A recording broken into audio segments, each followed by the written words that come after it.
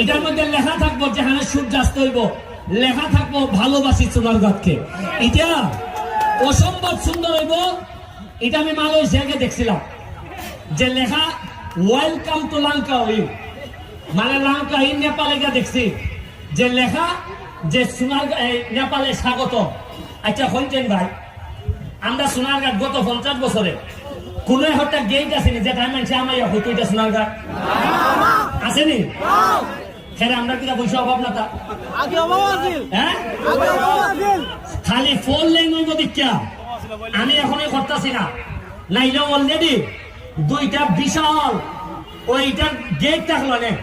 আরে না গেট দেখলো তুই ফুরি দিয়া দিয়া গান লাগলো না সোনারঘাট মানে গেট তার ভাই খিতা চলতেছে সোনারঘাট।